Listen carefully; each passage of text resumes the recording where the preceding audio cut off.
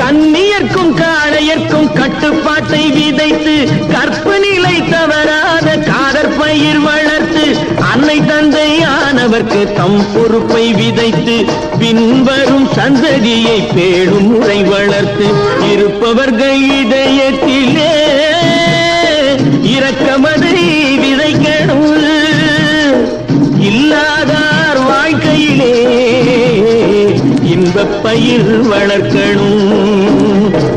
நல்ல நல்ல நிலம் பார்த்து நாமும் விதை விதைக்கணும்.